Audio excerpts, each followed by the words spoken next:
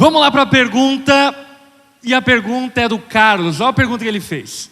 Discipular tem a ver com chamado ou todos podem discipular? E aí, quantos aqui acham que tem a ver com chamado? Levanta a mão. Quantos acham que todos podem discipular? Levanta a mão. E é muito interessante essa pergunta porque ela tem a ver com chamado e ela também tem a ver com o fato de todos podem discipular. Porque na verdade isso é um chamado universal. Se você é um discípulo de Jesus, o chamado que carrega o fato de você ser discípulo de Jesus é o chamado de fazer outros discípulos. Portanto, todos nós fomos chamados para discipular. E um grande problema da história da igreja é que esse chamado ele foi clericalizado. Em outras palavras, ele foi elitizado, ou seja, somente algumas pessoas podem discipular. E a verdade bíblica é que não, que todos nós fomos chamados para discipular. Agora, obviamente que discipular tem diversas implicações. Qual a implicação primária?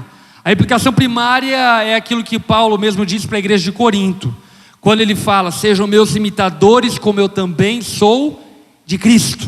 O que ele está dizendo? Ele está dizendo que discipular é transmissão de vida. Portanto, é necessário que aquele que discipula e seja disposto a ter uma vida imitável.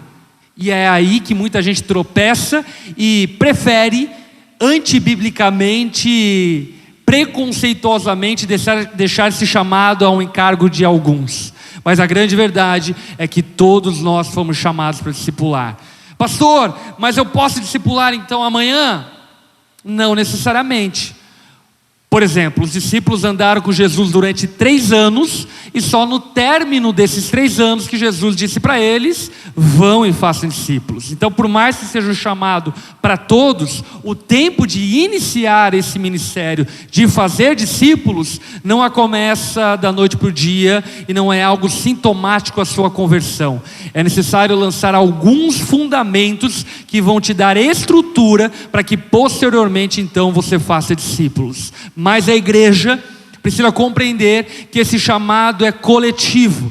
Você já imaginou que coisa incrível se todo cristão fizesse um discípulo por ano? Seria louco demais? Seria incrível, porque no final das contas esse foi o chamado de Jesus. Jesus não nos chamou para fazermos cultos, Jesus não nos chamou para fazermos vídeos, Jesus não nos chamou para fazermos música, mas Ele chamou todo mundo para fazer discípulos. Esse é um chamado que acompanha todo cristão.